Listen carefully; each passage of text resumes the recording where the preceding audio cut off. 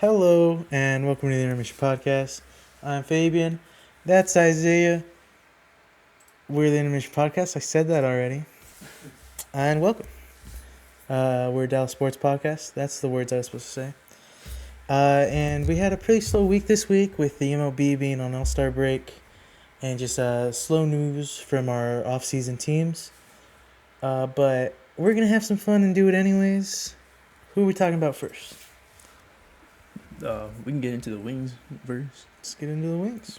Speaking about that MLB All-Star break, the WNBA has their All-Star break on the 18th through the 19th. And the Wings only had 2 games this week. Mm-hmm. Sadly, they lost both of them. Yeah. And so going into the All-Star break, they're going to be going in on a 4-game losing streak. Before these 2 losses, they played the Indiana Fever again on July 13th. Mm-hmm. Lost 102-83. Mm-hmm. And I mean, It's a pretty bad loss. yeah. This time Caitlin Clark was playing, so I mean, you could definitely tell. Yeah. I mean, although before I start talking about Dallas, Can I say something real quick? sure.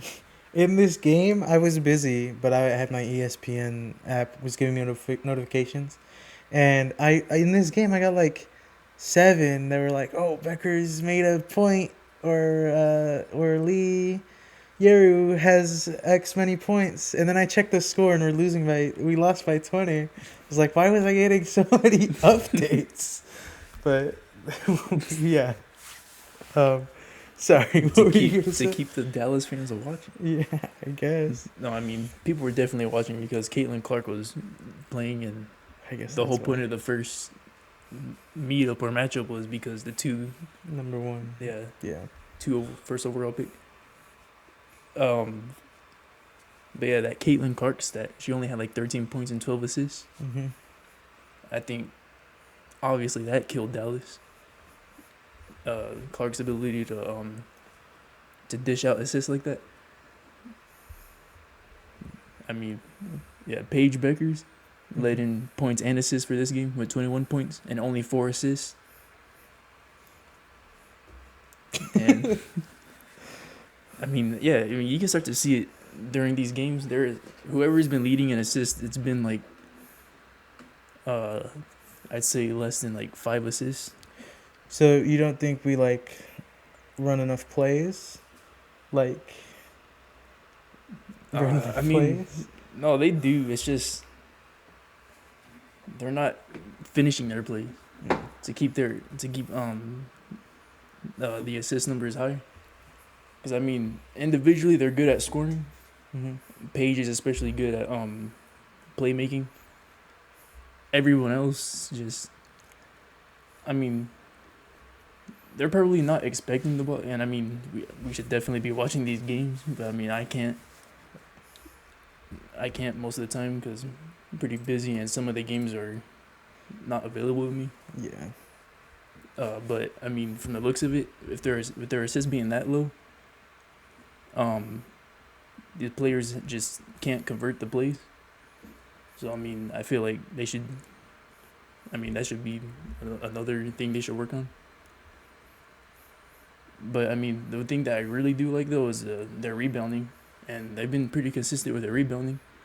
Louisa Geiselzoder. led with 7 rebounds, 6 defensive and 1 offensive. Mm-hmm. The defensive rebounding is what I think the Wings have really been shining at, eliminating the second chance points. But yeah, the Fever are like 10 and 10, I think, Yeah. and they're still a pretty good team. Dallas is still a pretty good young team. We'll have But our I think moment. I think season might be over. Season's definitely. I think I threw in the towel for this season, but it's definitely because it's definitely a lost season. But like you said, we're a young team, So it's a team that will develop, and they'll develop together. Hopefully, hopefully we'll stay together, Yeah, I still got faith for and the future. we'll likely have a higher pick in this next draft unless something crazy happens.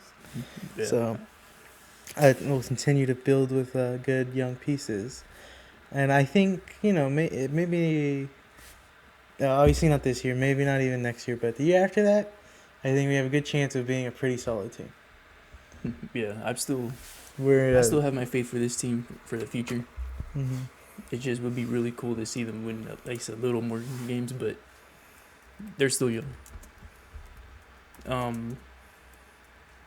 Becker's made 9 of 15 from the field and finished with her 21 points, 4 rebounds, and 4 assists. Lee Yaroo scored 16 points on 8 of 11 shooting, and J.J. Quinterly added 13, and Isaiah James had 11.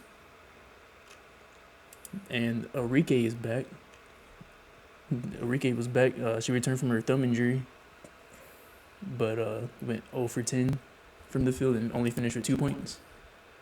Which I guess that's kind of expected coming back from a thumb injury. I think that was probably her shooting hand that she got that thumb injury on.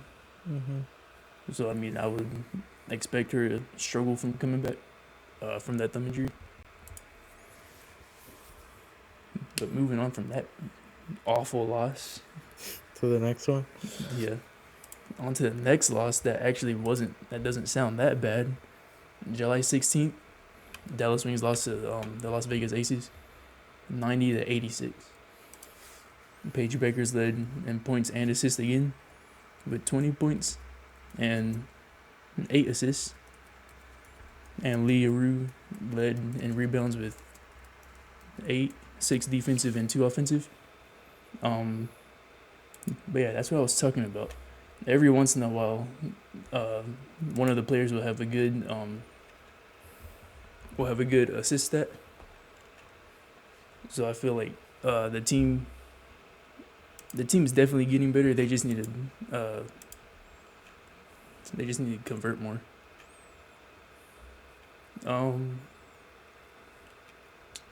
Yeah, I mean, really for this game, the Aces, the Wings made a comeback in the fourth quarter, starting out with a 9-1 run, and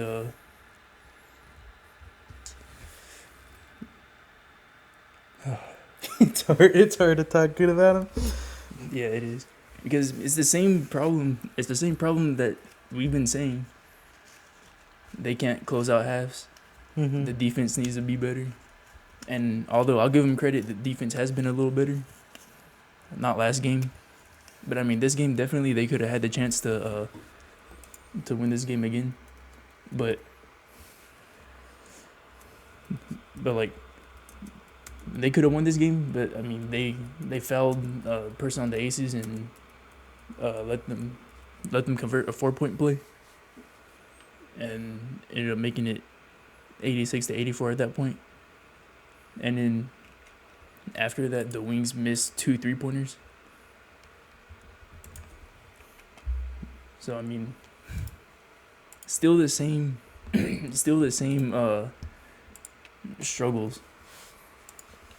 But I just keep thinking they're a young team, they're gonna get it. But it's not this season. The same. Yeah, not this season, but it's the same. I feel like this is definitely something that they could at least get better at before next season. Is finishing some halves. And Enrique again struggled this game. It was only held at 9 points of 3 of 12 for shooting. Pretty rough week for the Dallas Wings.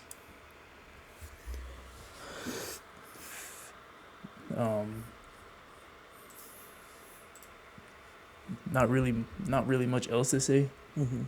Still struggling with finishing halves. Yeah. Defense has been getting a little better. And then they just gotta convert on their plays to make their assists as a team get higher.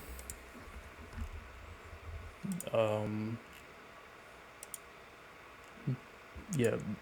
Oh, I guess I should also say, since I said something about the All-Star break, Paige Beckers is gonna be in the All-Star game. I forgot if she was first string or something. I think she is first string. I'm pretty sure. I could be wrong. First string Let me double check for you real quick. Okay. Yeah, but Beckers in the All-Star game, and I also think that's the only member of the Dallas Wings who's in the All-Star game, which I mean doesn't surprise me.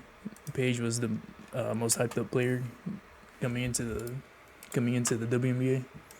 After Yeah, and I mean she deserves it. I think she's done good high scoring output, and from time to time has had good assist numbers and rebound numbers. she deserves it. I'm not saying she shouldn't be, but Yeah, I am saying she does.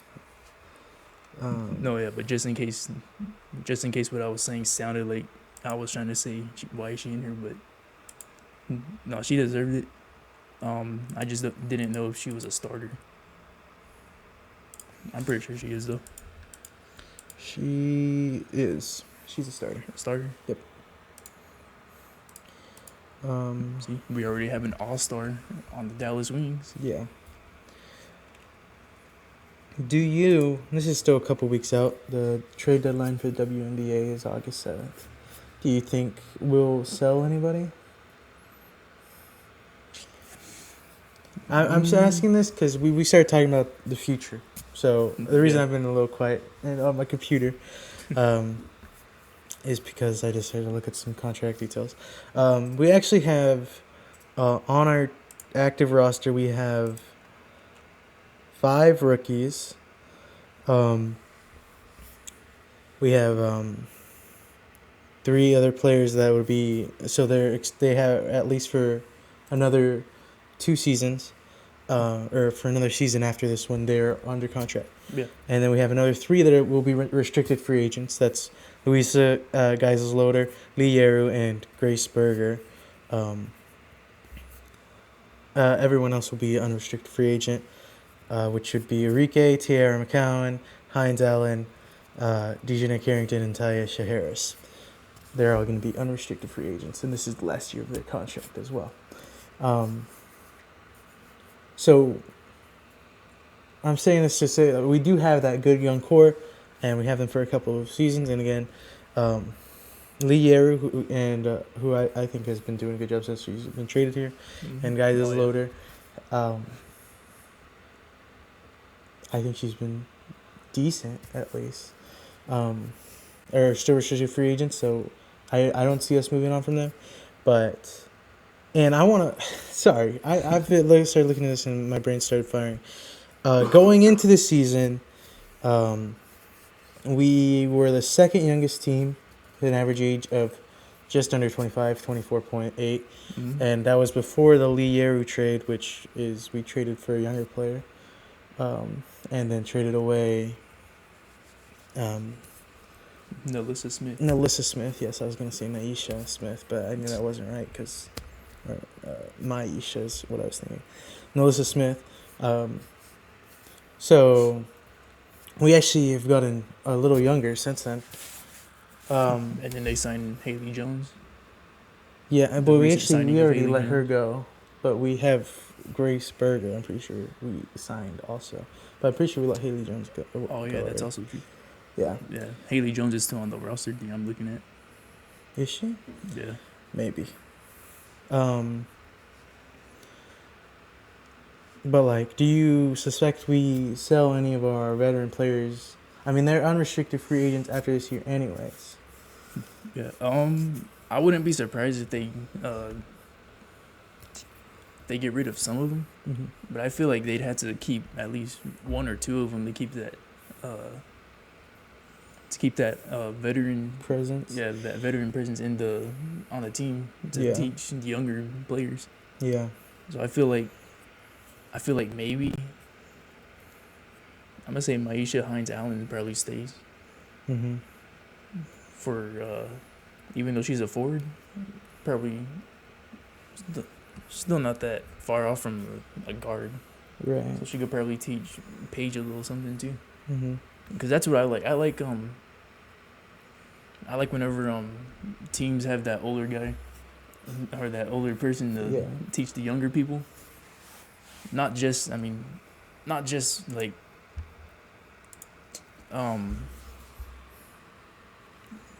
how to not about the life or something like that. But I don't know. yeah. No, but it's like the veterans could tell rookies how to last longer, what to do, what not to do. Right. Or just like how the veterans were able to work in the WNBA. So like in the meetings or something, how I don't know, just how they operate, get on the veteran schedule, workouts, Just workouts and all that. how it is to be a player in the league. Yeah, that's what I really like. That's what I really think. Obviously, why some people keep veterans on a younger team, Mm-hmm. and then but yeah, I feel like they gotta keep at least one or two of them. Yeah, I agree. I'd be really surprised if we let go of Enrique. I think we'll try. I mean, obviously she has every opportunity to just go to somewhere else in free agency, but I don't think we'll by choice trade her away. And then I think you're right. I think Hines Allen would be somebody that they'd want to keep around as well. But the other three, as far as I'm concerned, I wouldn't be surprised if we do see them get traded. Especially, I mean, out of the other three, the best performing one I would say is Dejanay Carrington. She'd probably be the most likely to actually that teams would actually want to trade for. Yeah. But no hate to the other two, McCowan and Harris, but Carrington's definitely the best out of the three that we don't expect to stick around. Yeah, and these veterans are pretty good. So that's what I was trying to say. They could definitely teach Paige. Mm-hmm. They could definitely teach Paige a thing or two. But yeah. Yeah. I think I agree too. Enrique and Hines Allen. Mm-hmm. Those would probably be the two to stay. Yeah. Especially since that thumb injury Enrique just came back from. And she struggled these last two games. So she should stay. Yeah. It's still a couple of weeks out. Maybe I just got distracted with it because I've been thinking about the Rangers trade deadline situation. But maybe we'll come back to that at a later date. But I just wanted to get your take on it. Yeah, let me just remember that. I say Hines Allen, you say Enrique stays. I think so. I mean, I really don't see how I don't see a straight Enrique, but yeah, I'm gonna keep an eye on those two. That's kind of really all I got for the Wings, though. Right. Pretty disappointing 2 games. Definitely. I mean, even though they're expected to lose majority of the season, Mm-hmm. I mean they already have so far. Mm-hmm. They've been surprisingly good losses. Yeah. Not necessarily losing is a good thing, but at least not all the losses. It's been like 30-point blowouts. Yeah, I like when you're watching the game, it feels like 2 quality basketball teams. It doesn't feel like you're watching a bad team. Yeah. Like like some teams feel like it when you're watching them. Yeah, like how the NBA plays. You can kind of almost feel like they're being bad on purpose to tank for a good draft pick. Sure. Yeah. I'm gonna say that the Dallas Wings, I haven't felt that at all. No. They're actually playing, and they just end up losing. I don't think they're losing on purpose. But yeah, that's pretty good losses. even though we don't want to lose. I just say at least they didn't get blown out. Yeah, I can. Yeah. Well, I mean, sometimes we get blown out, but Yeah, but I'm just saying at least it wasn't every loss. yeah. And again, we'll see how the season progresses, and how the second half of the season goes after this All-Star break. Yeah. Oh yeah. I guess I should have also said that too. I'm sorry. Coming back from All-Star break, like, was it 2-3 days after All-Star break? July 22nd, they play Seattle Storm again. Mm-hmm. The Seattle Storm are 14-9. So I don't know. I'm obviously gonna want Dallas to win, but I think they're gonna lose again to the Storm. Probably. Yeah, probably most likely to. I think they're gonna lose to the Storm. But And the thing is, I feel sorry. I'm going No, back yeah, a you're little good. bit. I feel like we play our worst games against our worst teams, because I feel like how we play most of the time would be good enough to beat the Sky. But when we played the Sky, Yeah. we played pretty bad. Yeah, So, yeah, I just wanted to throw that out there. that definitely that does suck.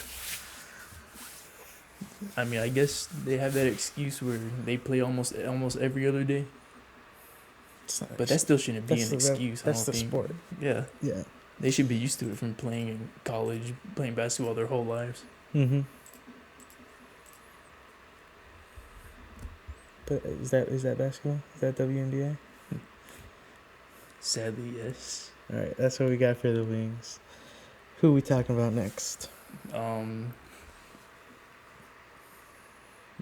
Oh yeah, we got soccer next. We got soccer next. FC Dallas continues to tumble down the table. We played 2 games this last week. On Saturday and then again on Wednesday against LAFC and San Jose Earthquakes, respectively. Against LAFC, we lose 2-0. It was a pretty bad loss.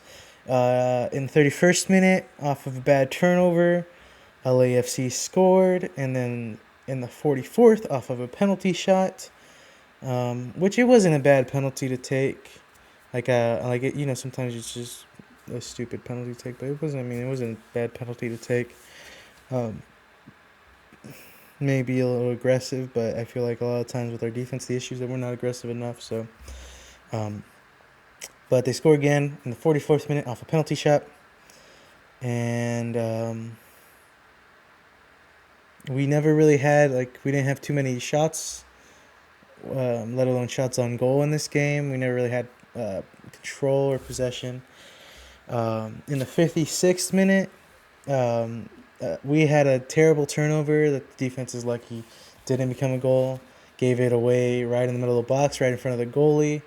And LAFC didn't capitalize on that, and we got enough in the way to prevent that goal. And pretty much nothing else interesting happened for the rest of the game. I felt bad for Paz in this game. They had a lot of shots on goal, and probably should have had more goals than they did, but he played a good game. I feel bad for Paz in this season, really. He's been a pretty quality goalie in net for us, I think, and our defense hasn't been helping out a whole bunch. Then on Wednesday in San Jose, we played the Earthquakes. And they scored in the 21st minute off of some nice passing. The defense wasn't terrible.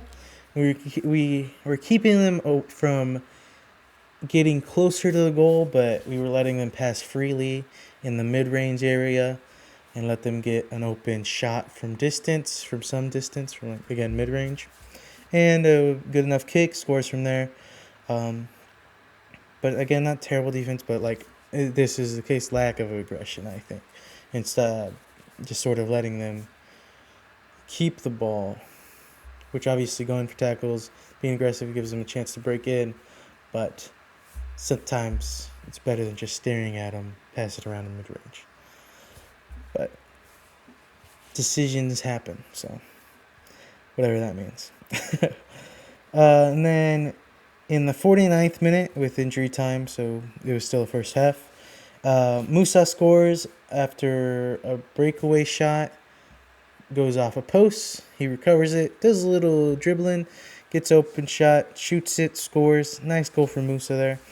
And in the second half starts up.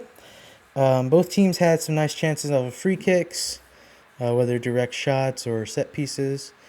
And then in the 85th minute, Musa scores after some nice passing, really well executed play, I think, from FC Dallas.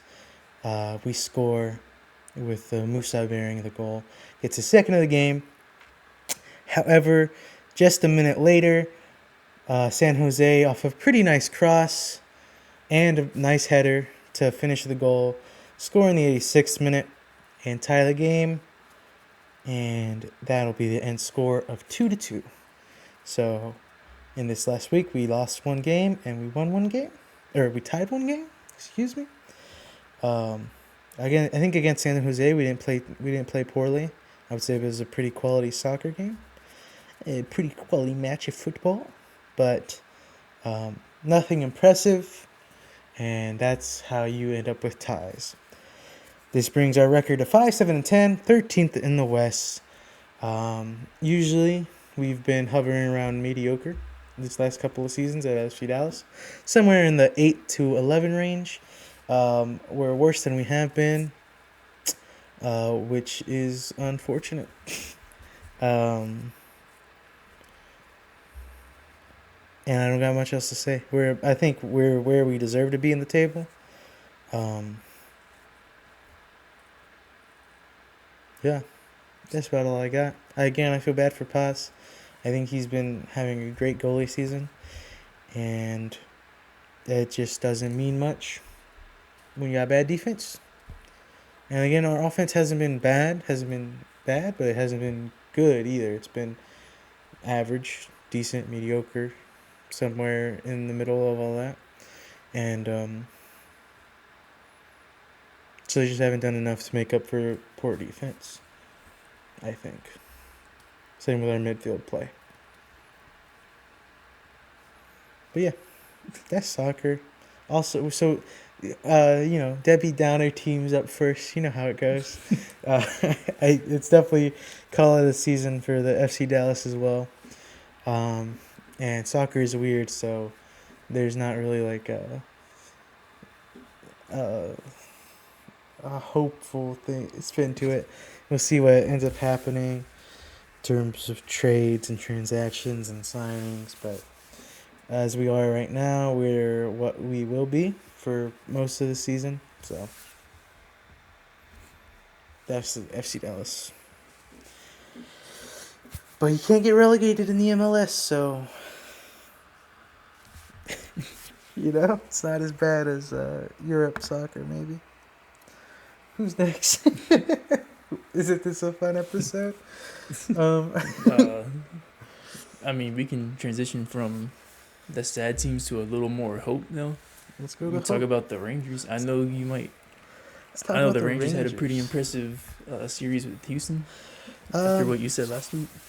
I don't know about impressive, but they did what they needed to do. Game 1, again, all these games were in Houston. Give me 1 second. Yeah. Okay. Game 1, we win 7-3. Feels pretty good. Of course, in this game, Leiter pitched 5.1 innings, 3 earned runs allowed.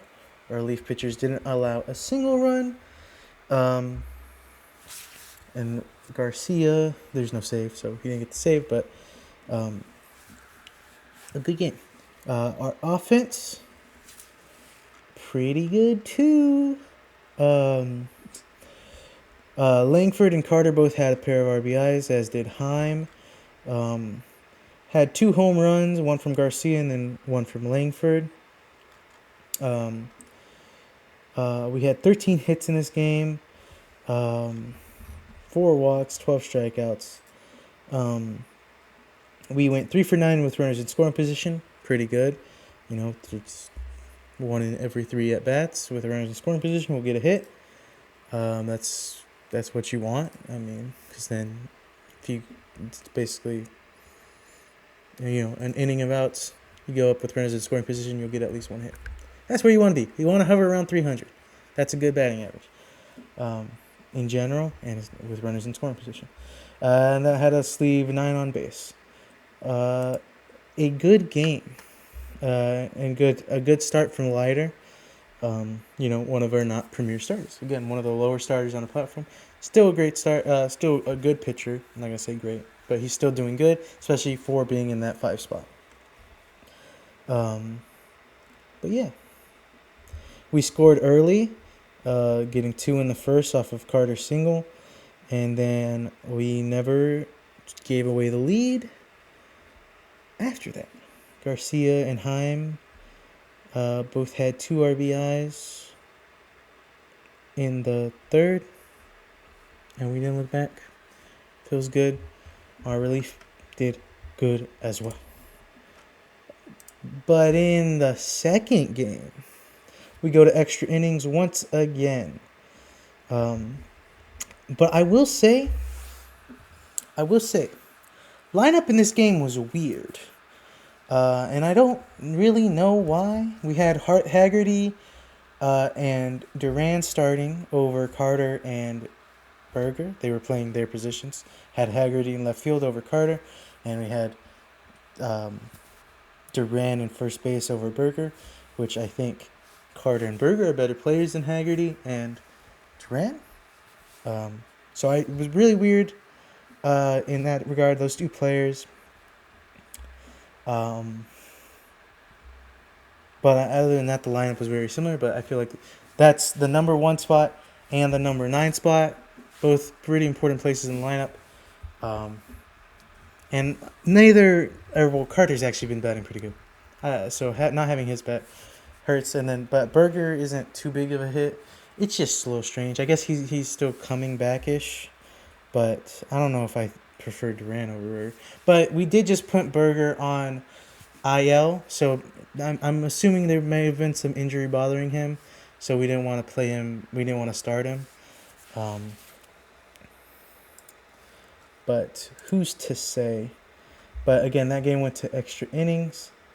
Because we also didn't start Berger in the game after that, so maybe some injury was bothering him. But that game went to extra innings. Went to the 11th. In that game, we had 8 hits with 2 home runs and no walks. We didn't walk a single time in this game, which again, as I've been emphasizing a little bit more, I feel like those are kind of important for us, given that, that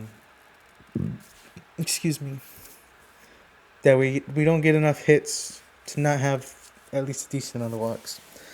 So not a single walk in this game, even though we went into extras, and 19 strikeouts. Let me say something, okay?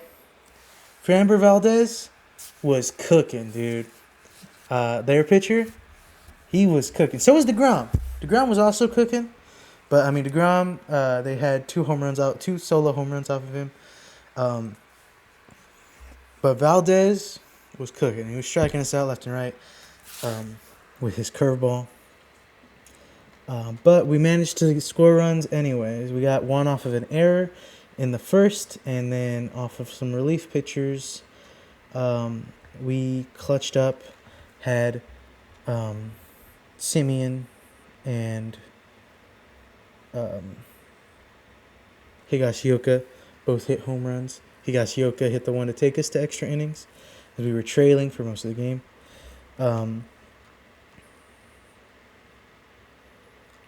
There was a moment in the 8th where we had a hit, and Seager Yeah, Langford got a hit, and Seager was running from first, and the announcers were saying it, and my dad I was watching this game with my dad. My dad was saying it. Well, actually, no, my dad was telling him to stop, but I was saying I thought Seager was scoring, and my dad was like, "Oh no, he's not scoring from there," and he didn't. He was stopped at third, but in a game this close, with the few chances you had, I really think you sent Seager there. Ultimately, it didn't end up mattering. We went to extra innings anyway. I mean, you can't in baseball. You can't really say whether how much it would change. One play changes everything in baseball. One call changes everything in baseball. A strike makes it a strikeout instead of a home run. Uh, Something that the Astros could say about Sivian's home run in this game. A very probably a strike pitch called a ball. Simeon ends up hitting a home run instead of striking out in that at bat. So baseball is a very one little thing changes everything. You can't really say, oh, we would have won if Seager got sent there, but probably should have sent Seager there. A lot of people don't like Beasley for reasons like that. I think he's adequate, but definitely I think he should have sent Seager there. But regardless, we end up taking it to extras, and in the top of the 11th, excuse me, sorry, in the top of the 11th, Garcia hits a single. Or he hits a single that lets Simeon, who's the ghost runner on second, to score. Can I say, and he did it in last time we played the Ash. No, when we went to extra innings against the Mariners. Yep. I don't like Garcia reacting like he hit a walk-off when it's not the end of the game. In this game, in the Astros game, obviously he hit the single, and he was, hyping up the dugout while jogging to first base. He ends up getting to second anyway, off of a bad decision to throw home instead of just get it in to the infield. He ends up getting to second anyway, but don't react like you hit a walk-off unless you hit a walk-off. Again, same thing with the Mariners. He hit a walk-off. He hit a home run, a 3-run home run to tie it, which obviously huge point. Fans get hype, and you can be a little hype, but that hype, I would put up a video if I could. It's just too much. The game is still going on. You react that way once you finish the game, not because you extended it. There's still so much baseball left to play. And in both of these examples, obviously shown. Bottom of the 11th. Can I say, well, I guess I also should say this. Okay, I guess I did have stuff to say about the Rangers. Okay. Garcia can't pitch multiple innings. Recently, we've been using him as more of a closer. And hey, he gets through that one inning. He can't pitch a single pitch after that. If we're using him as a closer, then he is a closer. You can't use him for more than one inning, which is traditionally a closer role. But in this game, he pitched a great 10th inning. Then he comes in the 11th, walks 2 batters, and the second one of which was showing bunt the whole way. There was a run on first and second. He showed bunt every pitch. He fully intended to bunt. The Astros were not sneaky about it. They said, hey, we're going to bunt both of these runners up, which was the smart thing to do. He didn't even need a bunt. Garcia walked him on 4 straight pitches. We bring in, who did we bring in? Milner, who we should have brought in the first place. Especially after the first walk, I was yelling at the TV. I was heated this game. I really wanted, I didn't think we would sweep the Astros, but I really wanted to. I was like, especially after the first walk, I was like, get Garcia out of the game. We did it until he walked the second batter. Milner comes in with bases loaded. And they hit a sacrifice fly, which lets the guy on third score. And then after that, they hit a single. That's the guy that was on second score.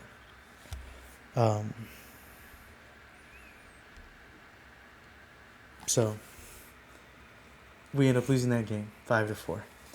And There's nothing Milner could have done. I think Bochy should have taken Garcia out, especially if you want to try him for 2 innings. Sure, I still don't think he should. He's proven that he can't really pitch for more than 1 inning, especially in the clutch like that. Which, I mean, he pitches again.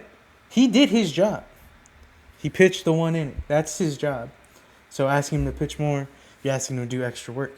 But especially after that first walk, I think you got to take ISC out of the game. Put in Milner.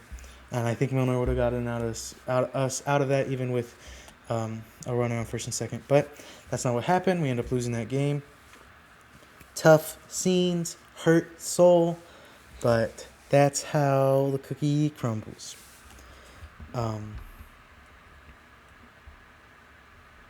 Yeah. Yeah. Pretty sad game. Huh? It's a pretty sad game.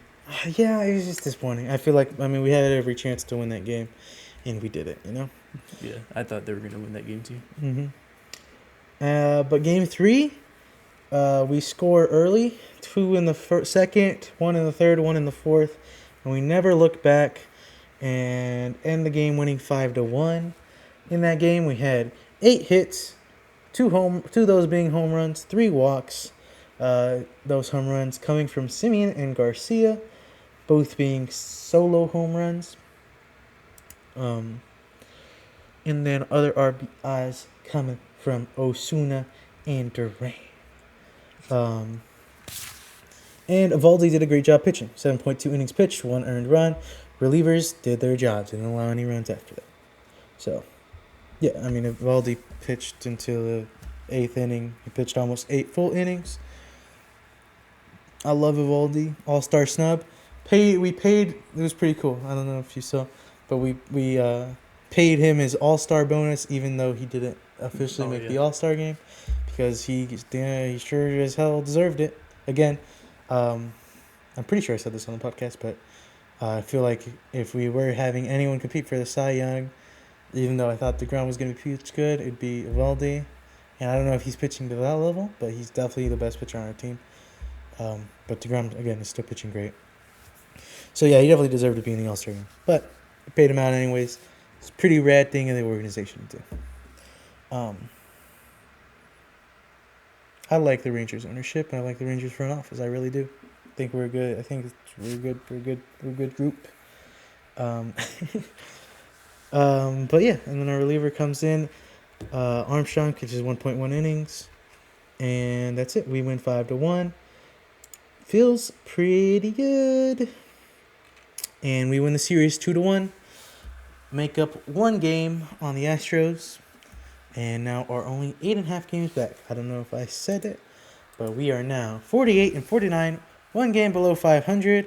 We'll see if we continue to be sick by the plague and not able to get 500. I think we'll get there, though. But we're 48-49, 8.5 games behind the Astros, 3rd in the AL West, 3.5 games out of a wild card spot. Trade deadline's coming up soon at the end of July 31st, here in 2 weeks. And I expect us to be buyers, not sellers. But if you want more specifics about that, watch the video that should have been posted this morning. And if it's not there, blame Isaiah, even though it's definitely my fault. I didn't even do anything. Outside of that, again, we put Burgers on the 10-day IL, and we're calling up Rowdy Tellez.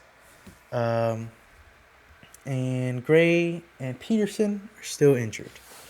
Yeah.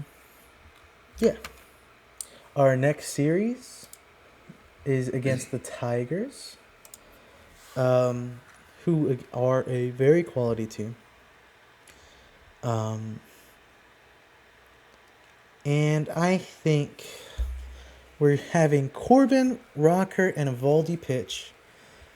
Game 3 is going to be Evaldi versus Screwball. That game is going to be awesome. Watch that game if you can. Or it's supposed to be, barring injuries or any complications. Watch that game if you can, Evaldi versus Screwball. With this being our pitching lineup in this series, I think we win this series. If we have a good offense in Rockers game, maybe a sweep, but I won't predict that. But since June 7th, we have been the second best offense in terms of runs scored per game. So our offense is picking it up. It's not a fake, it's real. Since June 7th, in terms of pure scoring, we've had the second best offense in the MLB. So I think we have every capability to win the series against the Detroit, especially since it's at home. So I'm excited to watch it. Excited to see it. And I think we win the series and get to 500. I don't think we sweep them. So 2-1. We get to 500 after the Detroit series. And then we sweep the A's. Okay? The A's, they're getting ready to sell. Then we sweep the A's and get well above 500. We at least definitely win the series. This time it will be in Sacramento. But we have to sweep the A's. You know how we had to win the series against the Astros? We have to sweep the A's. Kind of. We definitely have to win the series, but we should sweep them.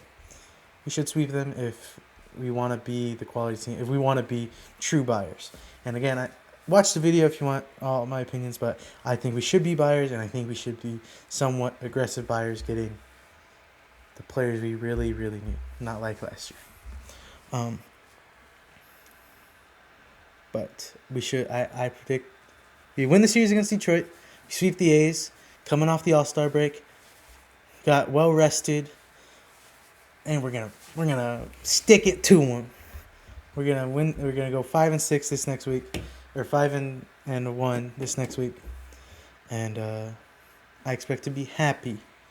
I expect to be smiling For the first time this season? not for the first time this season though, but for like the third time. Maybe. First time in a while. First time in a while.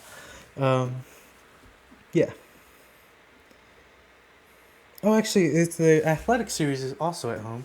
I don't know why I thought it was away. We should definitely sweep the A's then.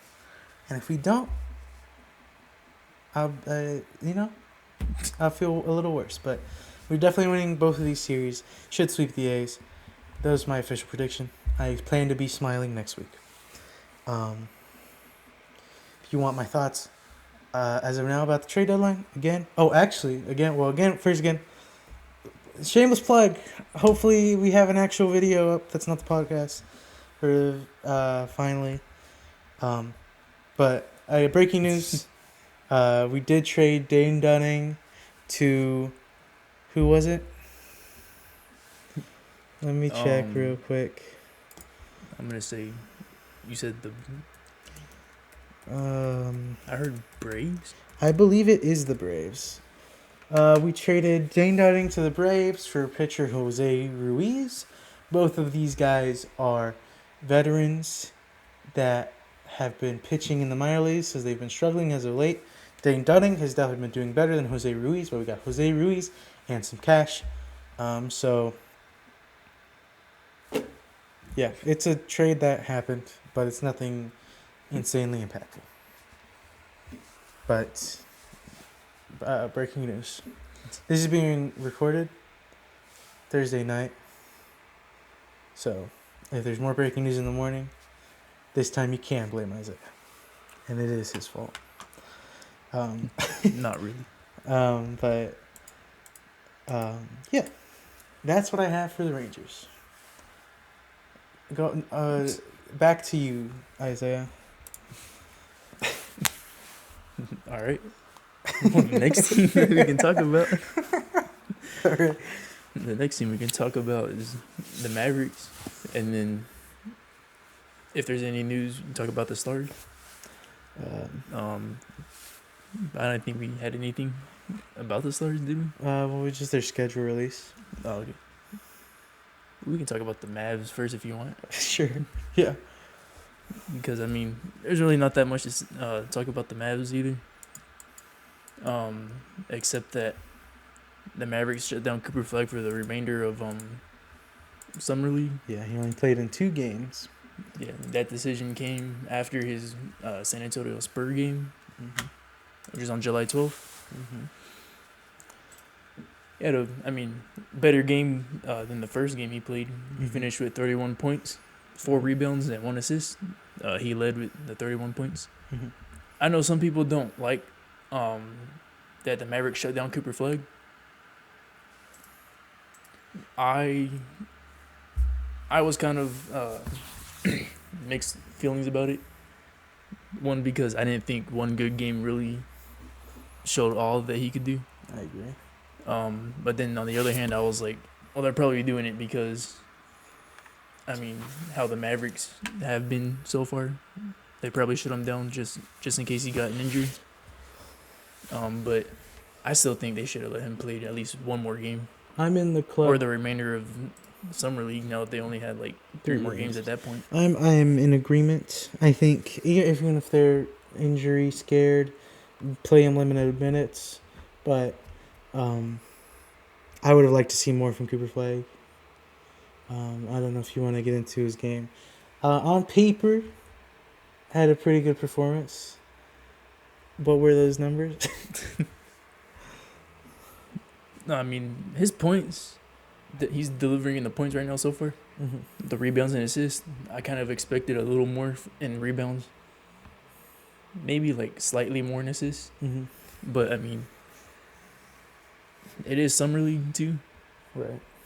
So this is obviously the part where any drafted players or any G League players really need really want to show their worth and want to be on the actual team. Mm-hmm. So because I know you said something about it, or you felt like every possession he had, he was looking to score. Yeah, well, it just sort of... I got to see a quarter and a half of this game, so yeah. I didn't watch the whole thing. But from what I did see, when Flag was on the court, it just sort of felt like they were giving him the ball, and he was trying to score. Which, he did a handful of times, but it didn't feel like he was playing team basketball. It didn't feel like he was playing full basketball. I felt like he was... it felt like... when there's the one ball hog in a pickup game, and showing out for nobody. Yeah, exactly. Obviously, he's showing out for a reason and for a reason, but it felt like they were forcing him the ball every possession, so that he could get up on points, but despite him touching the ball, I feel like every play when he was on the court, he had 1 assist. And again, he didn't really play both ways. And like you said, he's in college was a pretty good defensive player, and I felt like I wasn't seeing much defense from him either. It was sort of just like a last game. I didn't score as many points as I was supposed to, so this game, that's all I'm focusing on. And so I feel like I didn't get a sense of how good he could actually play basketball, which is why I was really against, sitting him for the rest of the summer. Again, even if you're worried about injuries, I think you play him limited minutes. But even though he's got 31 points, I wasn't happy from the quarter and a half of basketball that I saw from him. Yeah. I agree with what you said. Even though he didn't score enough in the first game, he probably looked into the second game thinking he should score more. Mm-hmm. Even though he didn't score that much in the first quarter as everybody was expecting him to, mm-hmm. I still thought he did a pretty good game because even though he didn't score that much, his defense improved. And that's what I like seeing. I like seeing people who, if one thing's not working, they'll focus on another thing that should be working. But I wasn't able to see this game. It's cool that he had 31 points, but he definitely should have kept up his intensity on defense too. Especially if you're like the hyped up player coming into this new season. Mm-hmm. I still kind of. I mean, I feel like the Mavericks got an all right look at Cooper Flag this summer league. I feel like they could have had like a way more solid idea if they kept them in the whole summer league. I agree. And I mean, speaking of the summer league, as of right now, they only have one more game, July 18th, against the Orlando Magic. From July 12th through the 16th, Mavs have lost all their games. Which I mean, I don't really think. I don't know if summer league has like some champion. Oh yeah, they do. They declare the Yeah, they summer do. league champion, but I don't. Is it? It's not like a playoffs or anything, though. It's just the don't- best record. Yeah, I don't think so. I think it is just. I think it is just best record. If anything, maybe like One game yeah, final. yeah, maybe a 1-game final, maybe. I mean, moving on from Cooper Flag though, I mean, Ryan Nimbar's been doing pretty good. Miles Kelly's been doing pretty good. Nimbard has been averaging 11 points, 11.3 points, 2.7 rebounds, and 6.7 assists through these 4 games. And I think he's a good undrafted signing the Mavericks got. I think so too. I really think Wait, if something happens, Nembhard would be the person to call up. I think with both of them I really like that we got both of them. Which again, Yeah, Miles Kelly's been doing pretty good. Sorry, I'm gonna say his averages too. yeah, go ahead. Miles Kelly, he's been averaging 11.7 points, 3.3 rebounds, and 0.7 assists. I think Miles Kelly is the spot up shooter, and Ryan Nimbard's the facilitator, playmaker. He's the true point guard. So I mean, I think really good undrafted pickups from the Mavericks. Yeah, from Nico Harrison. He's still the thing is he's still our GM. Yeah. And I feel like he's making good enough moves. People always point out his Hopefully failures. he'll learn from his mistakes and keep. I just feel like it's weird. But yeah, I mean, people always point out his failures, but I mean, obviously, Kyrie likes it here. We were able to attract D'Lo. We got good assistant coaches coming. So he's doing something right. So I want to point out what he's doing right as well as what he's done wrong. Yeah, just because he made one horrible trade. Yeah. I don't think he should be. I don't think he's a bad GM. I'm gonna say it. I feel like his bad moves. I guess that's with any GM. But. Yeah, because he's the person that got PJ Washington and Daniel Gafford, which really made the Mavericks go on that NBA final run. Yeah. If they never would have got those two players, I don't think Mavericks would have got close. Yeah. And I think he's done a pretty good job drafting, honestly. Derek Lively. Yeah. But yeah, I mean, yeah, so it's. I mean, you always point out. Oh, we had Porzingis, Brunson, and Luka, and now none of them are here, and they're all being good somewhere else. But like, I think obviously Luka. I mean, with Porzingis, I don't think anyone really disagreed with it at the time. yeah, he wasn't playing well Porzingis here. wanted out too. He at wanted that out, time too. and he wasn't playing great here. Brunson, some people didn't like that, and obviously no one liked the Luka trade. But if we're still a competitive team, which we should be next season, then you can't say it was the worst trade. You can't say, again, pure basketball, the Quentin Grimes trade pisses me off a lot more. I don't care for Caleb Martin, but yeah, that's the trade that pisses me off. Yeah, that's the only thing that sucks though too. That Mavericks fans really hold on to. It's just because a player who is as good as Luka, who for the Mavericks front office says was overweight, still averaging the numbers that he did average. We're still able to bring up essentially role players to the NBA Finals. Just trading a player like that. I mean, that really Mavericks fans really. I mean, they do deserve to be upset a little bit. Well, but I mean, it happened. But you also have to recognize what he means to the city. And again, you gotta recognize where your team is and who your team is. We, as a fan base, were used to having our one guy. And he was supposed to be the next Dirk. He was supposed to be the next Dirk. Even when we were dog, yeah. When Dirk stayed here, and when we were great, Dirk was our main guy. And we were fully like, okay, Dirk is gone, Luka's here, Luka's the next Dirk. Yeah. And so every Mavericks fan, myself included, was ready to have Luka on the team no matter what.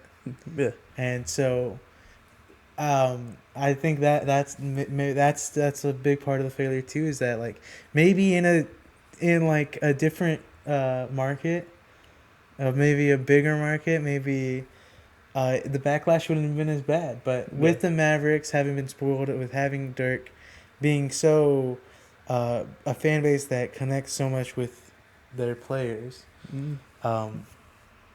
which I mean every sports fan base does, but like to that degree, I feel like it's not knowing where you are in terms of like what your team. I mean, I'll just cut to what I've been trying to say. Yeah, sorry. No, you're good. Just a long way of saying I'm just tired of Mavericks fans. They do pretty good signings, like when they extended Gafford, they got Kyrie on this 3-year. They got D'Lo. Supposed to be like really good signings, or like Mavericks are still going to be contenders, but you still see those handful of people that are like, I don't care, you still traded Luka. Yeah. Like, okay, it happened. I mean, they got whatever you say, controversial first-round pick, Cooper Flag now, but I mean, it happened, and they still have a chance to win the NBA Finals. So it sucks that Luka won't be a part of it. Yeah, again, but the thing is... But Mavericks, at least the Mavericks are still contenders. Yeah. The thing is, even if we didn't make the Luka trade last season, I think we lose in the same exact spot. I think you lose in the play-in also. So I like...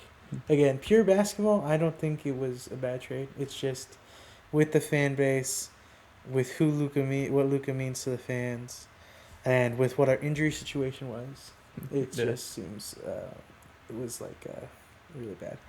But we've talked about it a bunch of different times, and so has a million other people. But I just wanted to bring it up because again, he's still our GM, and I feel like he's done a lot of good moves since then. Again, I still wish we didn't trade away Quentin Grimes. I really don't care about Caleb Martin at all. But again, these two free undrafted signings, we didn't get a second-round pick.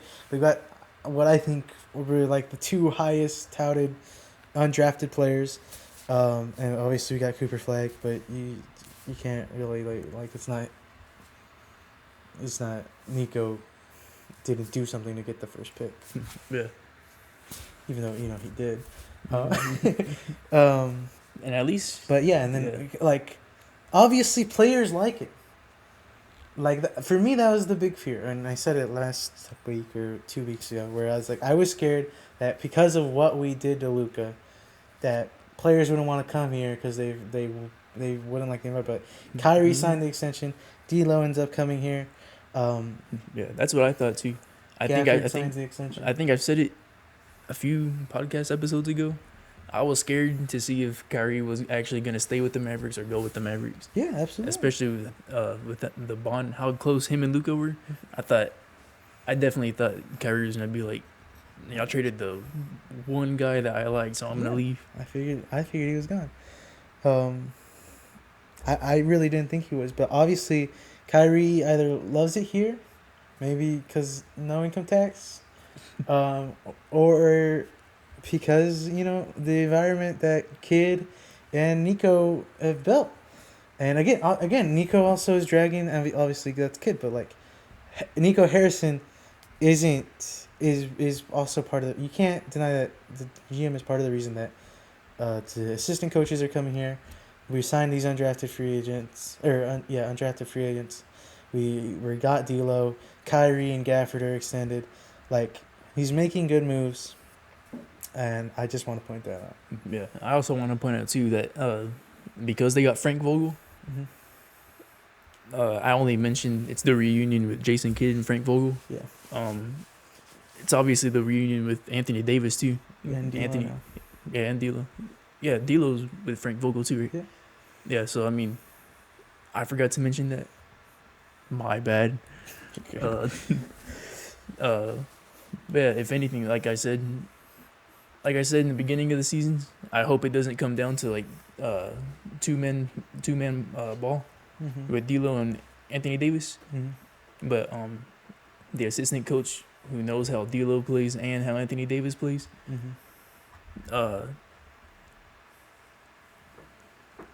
I expect a really good opening month for the season.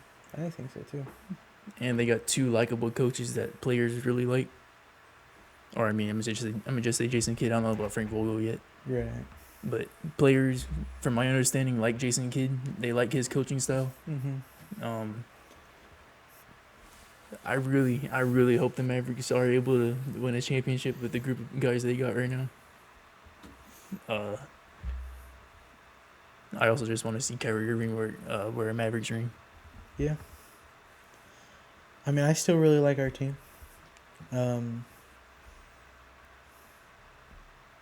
Yeah, I'm excited. I'm honestly getting excited for the season. Yeah, if anything, probably get some Dallas Cowboy fans mad, but I think I already know how the Cowboy season will go. I'm mainly excited for this Maverick season coming up. Yeah. It's just we just know how a Cowboy season's gonna end, dude. Like, we've talked about that a little bit, and we'll talk about it more in the future. But that's where we'll leave the Cowboys there for now. That's the Mavericks. That's the Mavericks. It's the Mavericks. Expecting good things. Don't like the Cooper Flag decision. But I still trust the team. Yeah. Yeah, I still trust the team. I mean, I don't know. How's, like, with the Stars' new assistant coach, like, and how we have been, our young players have really, like, thrived. I don't really know if, like, Jason Kidd and Vogel are like that, or if they're more veteran guys. Or do you know? I feel like they're more veteran guys. I feel like if they were able to,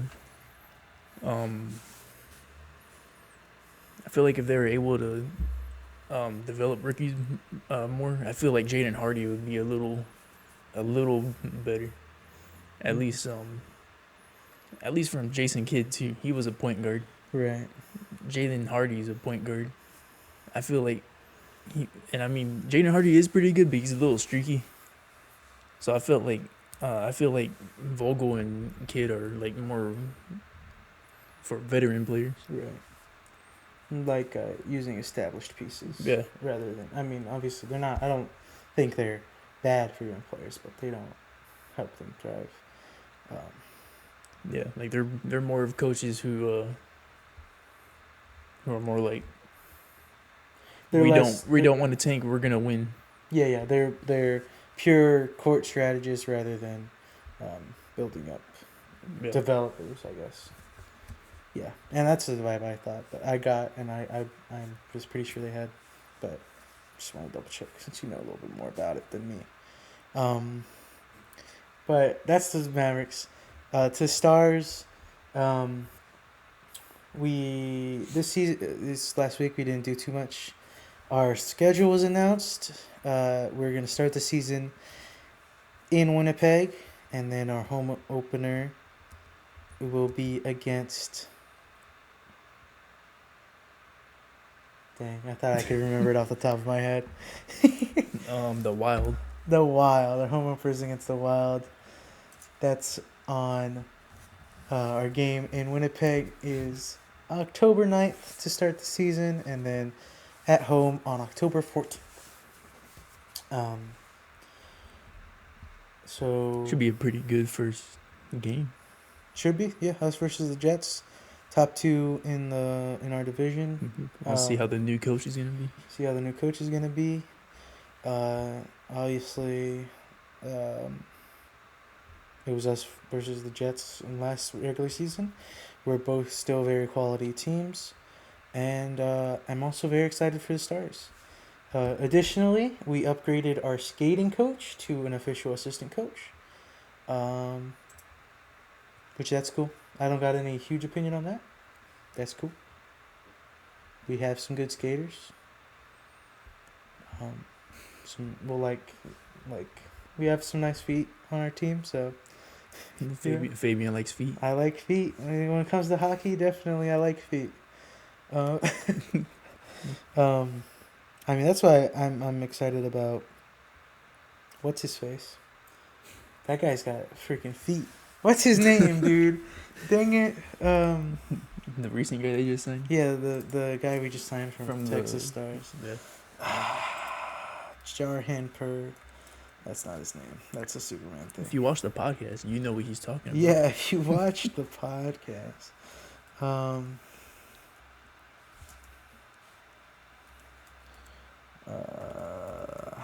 Give me 2 seconds. Now I just want to say. All I'm gonna do is say his name. But that's why I'm so excited for him.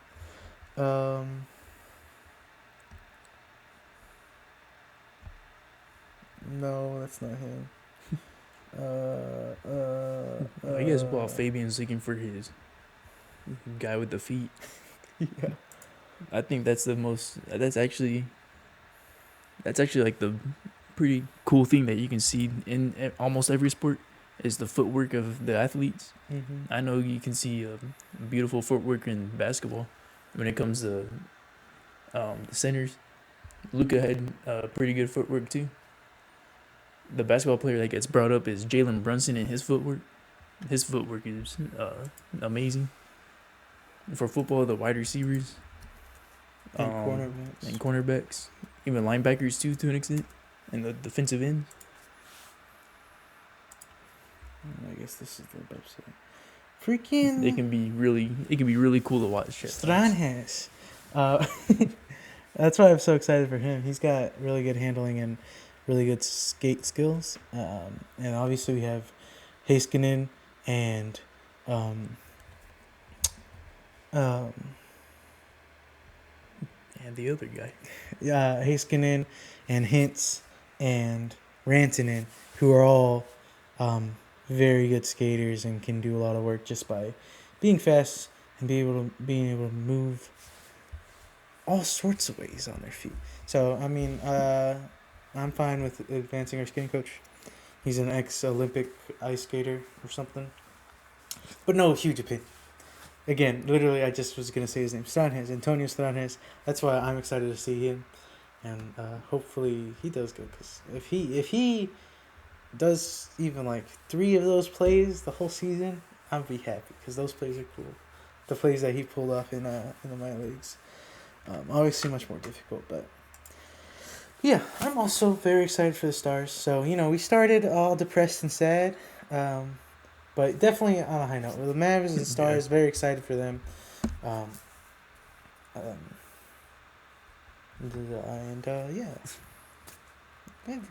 Yeah. Dallas Wings and FC Dallas could have been better. Definitely disappointing seasons. I thought the Wings would be mediocre, not straight up bad. And then I thought FC Dallas was going to be mediocre, not straight up bad. I thought we were going to finish in the 10th spot on the table. Looks like we're going to finish in 13, maybe even 14. Wings, I thought we would be about where the Fever is right now. Like 500, maybe a little bit below. Mm-hmm. That's not the case.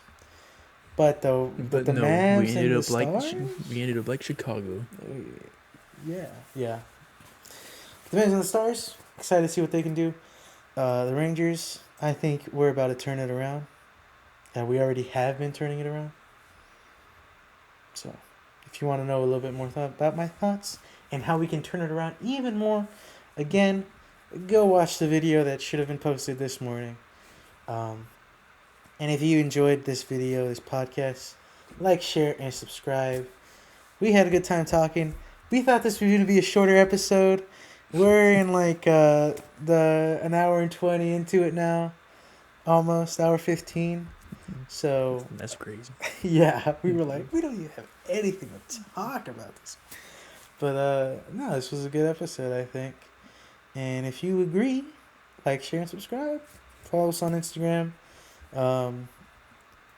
and TikTok. Hopefully some videos should be posted on there too, with maybe some snippets from this episode and from the video that should be posted. Or just because we're cool and you like us, so follow us for support.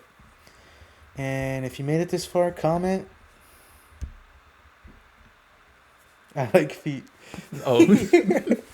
And thanks for watching. Yeah, comment Fabian likes feet. Comment Fabian likes feet.